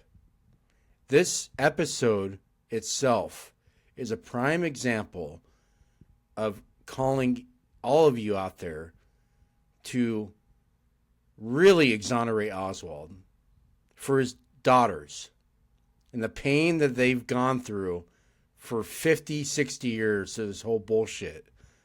And I want to thank Jeff Kaye for coming on tonight. I look forward to a part 2. There's so much meat on the bone that we have. And I really want you to come back on for a part 2. You've been amazing. Thank you so much, Jeff. Eli, you're next. Yeah, Jeff, thanks. It's been a pleasure speaking with you. I believe you're the first in your field that we've had on that comes to mind. And so it's been really interesting to talk both about your article and military intelligence aspects in Dallas, as well as the off-the-cuff discussions we had regarding the mental state of Jack Ruby and other ways that how the American public views this and how we can move forward. So I do hope we can have you back, and hopefully we can also talk about what you read about Renatas Hartog's book, The Hard to Find the Two Assassins, or what's it called? The Portrait of Two Assassins. Yeah.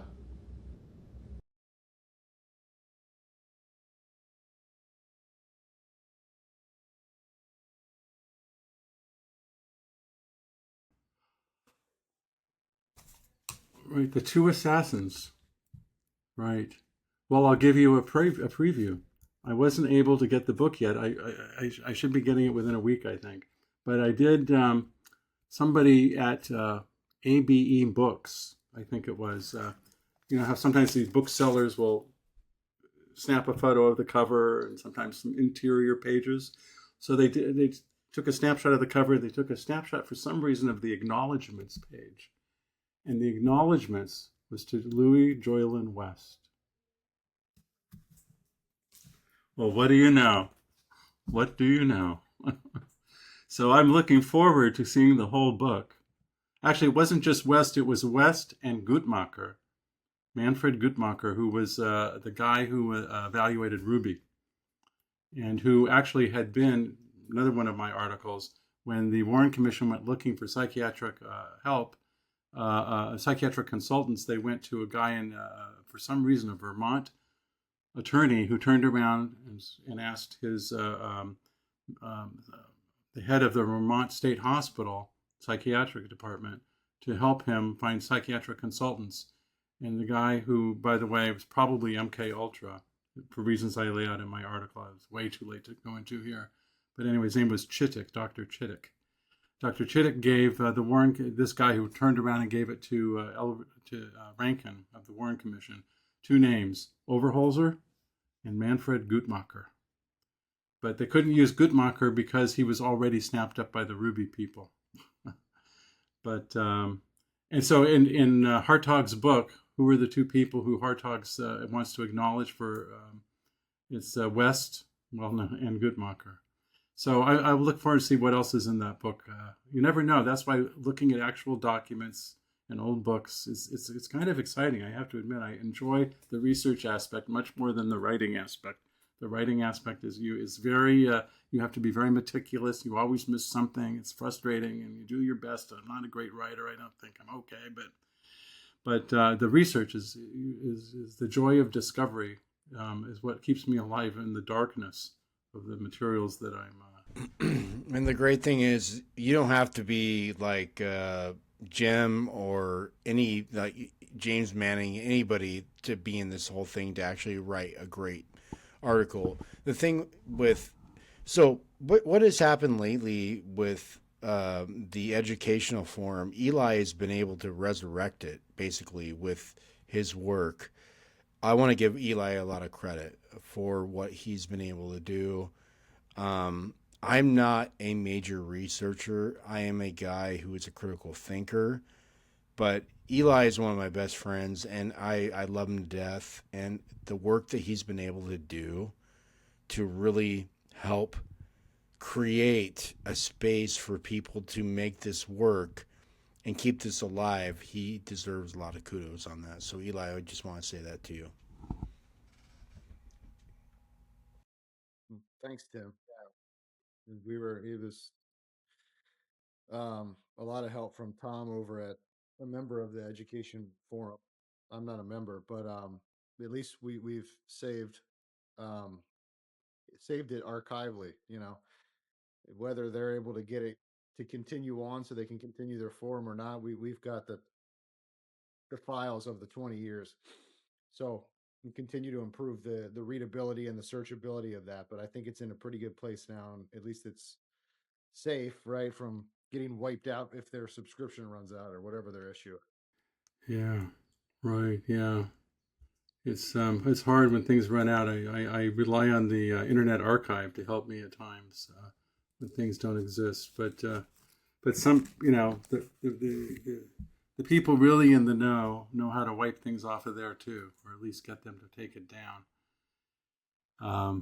But not all, usually not, luckily, and so it's still a great resource. But I'm looking forward to using your new resource on searching the files of the. Yeah. Although here's for if anyone's still watching this out there after 2 hours or whatever, here's a hint on research if you like to do your own research. You go to Google or you go to your address bar and you type in whatever term it is you want to research, and then you write the word site, SITE, colon, and then the name of the website.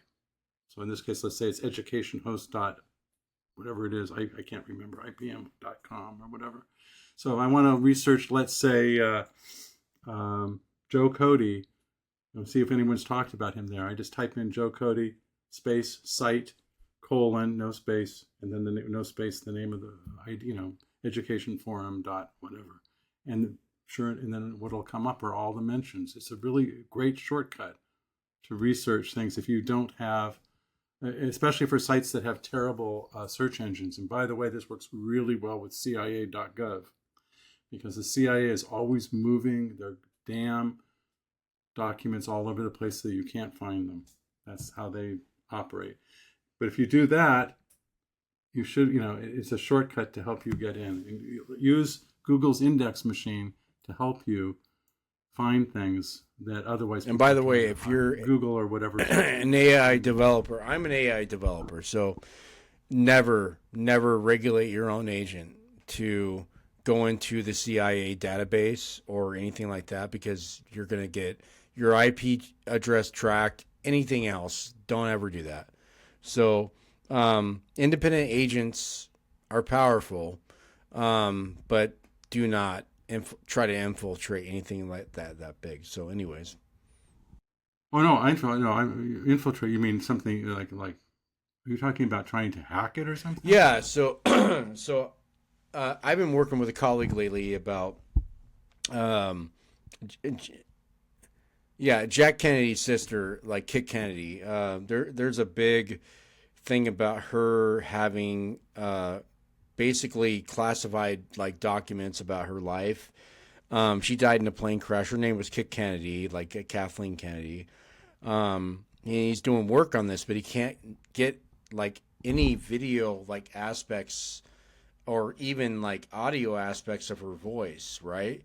But she was part of the Red Cross. She was a Kennedy. She was part of the British involvement and it was really the Parliament, right? And you can't get any audio or video of this woman who was literally one of the most influential families at all. I mean, you can't get any of that. And so the problem with AI is that if you ask a regular AI unit, if you were to go and type in who killed JFK, it would say Lee Harvey Oswald. Okay, who killed RFK? It would say Sirhan Sirhan. That is the problem that we're facing right now, is that we have a regulated system that is very filtered, that we cannot get the truth on anything. And you cannot use AI as a crutch. I developed these things, okay? I have an independent agent that I developed for people in my family, right? And others upon request. But the thing is that you have to really insert like personalities and databases and all, and like everything to really make this thing think for itself. You cannot have a governorship of like a major thing in our world that we live in right now, whether it's like Google. I mean, people buy like subscriptions to this crap that they have a limit govern on. It's crazy. I mean, I developed this crap. I mean, like I firsthand I know about this, and so sorry, I don't want to go on a rant about it, but I find it really, people are wasting their money. Eli, I know he knows how to develop his own agent, but I wish that we have a lot of other people that could do that same thing. That's my whole take on that. We'll get there. It's early. Just don't hack. Don't try to hack the CIA. Oh, never. Don't hack anything. Do Yeah. not hack anything. Well, yeah, don't hack anything. But especially No, the right, CIA. right. I do know. So, anyways, Yeah, don't hack anything. Right, right. Right. yeah. But you don't all have the to. other There's so much documents out there for the rest that's of your life. legit that Yeah. So- you can look at. Anyways, I apologize It's about the just rant there, absurd but to Jeff do Kaye, it's been a pleasure. right. Your article is on Substack right now. You can please subscribe to him right now. It's really important. You can get that at Jeffrey S. Kaye on Substack. And Jeff, this has been incredible. I really appreciate you taking the time, and thank you so much. Well, thank you very much, Tim. Thank you very much, Eli. Thank you, Joe. Look forward to talking again. Yeah, Absolutely. we have to have a part 2. We have to really dissect, especially with Jolly and West and other things coming forward. So we'll tease that for our next episode. And if you'd like to come back on with us, we would be honored. Thank you very much. All right. Awesome. And like I say, every episode, the truth is out there. I want to thank Eli. I want to thank Jeff. And you guys have a good week. We will see you next episode. Thank you so much.